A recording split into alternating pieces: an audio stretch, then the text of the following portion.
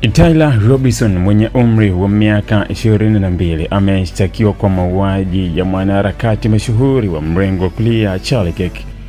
Kwa mujibu wa waendesha mashtaka katika kaunti ya Utah, Robinson alikiri kumuua Kirk kupitia barua aliyoiacha nyumbani kwa mpenzi wake pamoja na ujumbe wa maandishi uliotumwa kabla ya tukio hilo. Wakili wa kaunti ya Utah Jeffrey Gray alisema kuwa Robinson aliacha barua chini ya baobonye kwa ajili ya mpenzi wake akimweleza kile alichokifanya. Katika barua hiyo, Robinson alinukuliwa akisema, "Nilipata fursa ya kumuondoa Charlie Kirk na nimeitumia." Aidha, waendesha mashtaka walieleza kuwa walipata pia ujumbe wa maandishi uliotumwa kwa mpenzi huyo ambapo mshtakiwa alidai wazi kuwa alimpiga risasi Kirk kwa sababu anamchukia sana. Kwa sasa mshtakiwa anazuiliwa bila dhamana katika kitengo maalum cha makazi kwenye jela ya kaunti ya Utah.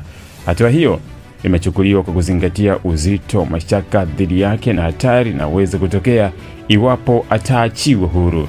Robinson alifikishwa mahakamani kwa mara ya kwanza jana Jumanne, Septemba 16 mwaka 2025, ambapo mashtaka 7 yaliwasilishwa rasmi dhidi yake.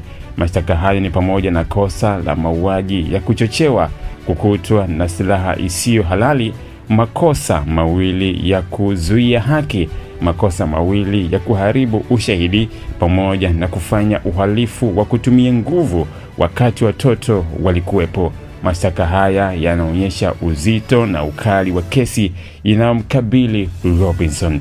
Charlie Kirk alikuwa mwanaharakati maarufu wa siasa za mrengo wa kulia na mwanzilishi wa shirika la vijana la Turning Point USA. Kifo chake kimeshtua watu wengi duniani, nje na ndani ya Marekani, na kuzua mjadala mpana kuhusu usalama wa wanasiasa na wanaharakati katika mazingira ya kisiasa yanayozidi kuwa yenye mvutano. Uchunguzi wa tukio hilo bado unaendelea, huku mamlaka zikiendelea kukusanya ushahidi na kufanya mahojiano zaidi ili kubaini undani wa mauaji hayo. Familia ya Charlie Kirk na wafuasi wake wametoa wito wa haki kutendeka haraka, wakieleza masikitiko yao juu ya tukio hilo la kikatili.